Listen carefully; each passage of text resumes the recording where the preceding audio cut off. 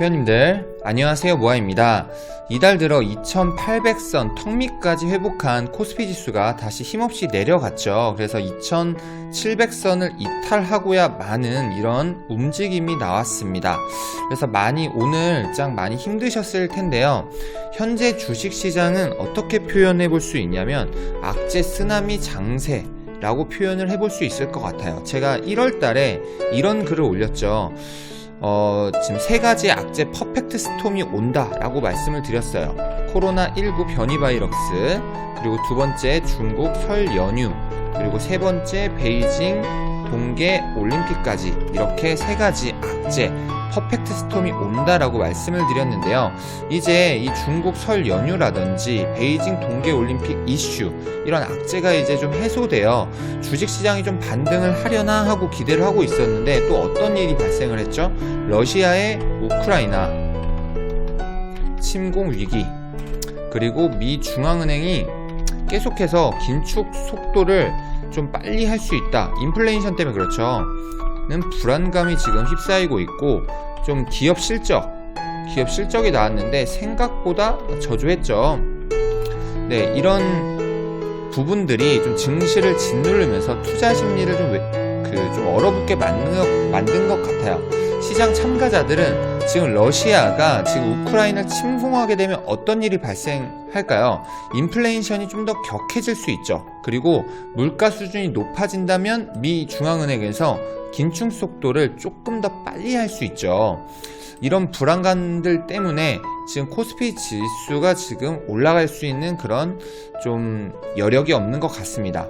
모아님, 지금 전쟁 이슈로 코스피 지수가 급락을 하면 어쩌죠? 회원님들 어떻게 해야 될까요? 코스피 지수가 급락을 하면 어떻게 해야 될까요? 제가 봤을 때는 코스피 지수가 2500선까지 이탈을 할 수 있다라고 봐요. 자, 대형 악재라고 하면 지금으로 따지면 전쟁 이슈겠죠. 대형 악재가 나왔을 때 절호의 찬스다. 저는 이렇게 보고 있습니다. 그럼 지금의 조정 장세에서는 어떻게 투자를 해야 되나요? 어떻게 투자를 해야 될까요?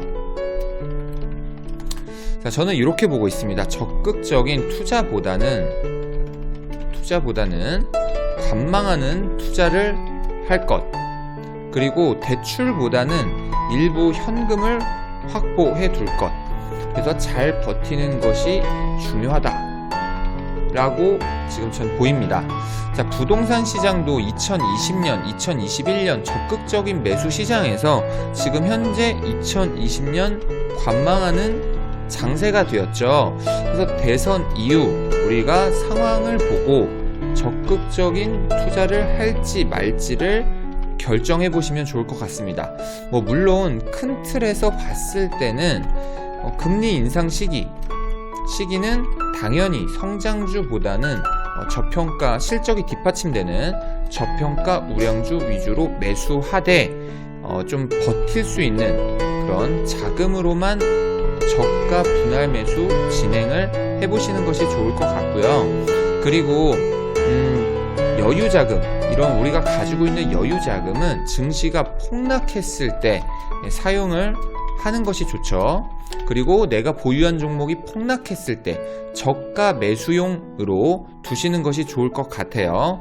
현금 확보를 하고 싶지만 어떤 방식으로 하는 게 좋을까요?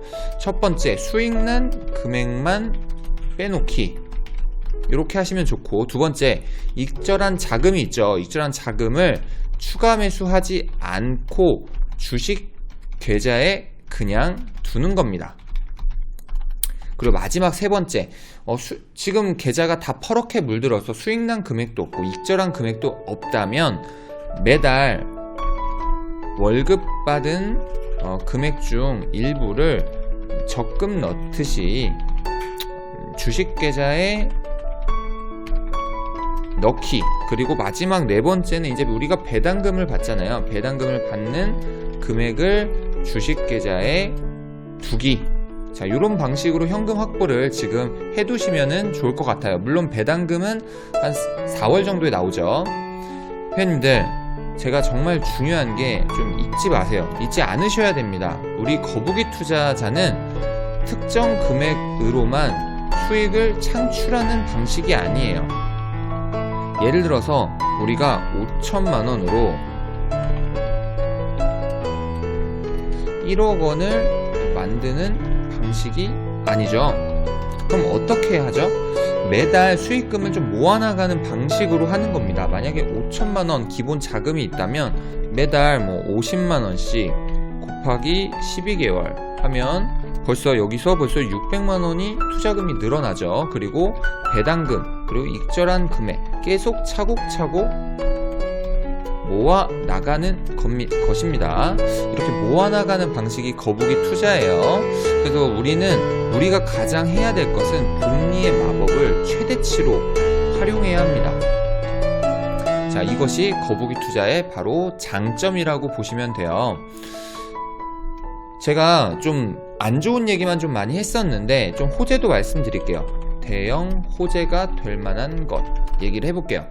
골드만삭스가 한국이 이르면 2024년에 MSCI 선진국 지수에 편입될 것이라고 전망했어요.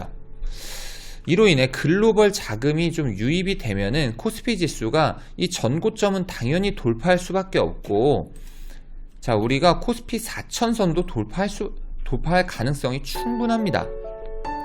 자, 이제 한국 증시는 지금 현재 신흥국 시장에 분류되어 있는데요. 매년 6월 워치리스트 내 국가들 대상으로 선진, 신흥 등 시장 재분류를 결정합니다. 재분류를 위해서는 1년 이상 리스트에 등재되어야 하는데요. 오는 6월, 빠르면 올해 6월, 만약에 조금 대선이 끝나고 대선 후보가 이를 적극적으로 추진을 한다면 2024년에 선진국 지수에 편입될 가능성도 저는 있다고 충분히 보고 있습니다. 그렇기 때문에 저는 빠르면 8년 이내라고 하면 2030년이죠. 2030년에 우리나라가 코스피 지수 5,000선 돌파 가능하지 않을까, 이렇게 저는 전망을 하고 있습니다. 선진국 지수에 편입이 될 경우에 조금 더 시기가 좀 빨라질 수 있겠죠. 지금 주식시장 많이 어려운 건 사실입니다. 하지만 시간이 지나고 봤을 때 코스피 지수 3,000선 재돌파 이런 기사도 나올 거고요. 코스피 지수 전고점 돌파 이런 기사들이 나중에는 쏟아져 나올 거예요. 우리가 묵묵히 거북이 투자를 해 나간다면 두려울 것도 없고 불안할 것도 없습니다. 공포에 질려 이 공포 손절이 최악입니다. 아무런 기준 없이 공포 손절하는 것은 최악이다. 그리고 인내는 쓰고 열매는 달다 라는 말처럼 좀 잘 버티셔가지고 수익으로 꼭 보답받으셨으면 좋겠습니다. 자, 오늘도 영상이 도움이 되셨다면 구독과 좋아요도 한 번씩 눌러주세요. 네, 영상 시청해주셔서 감사드립니다.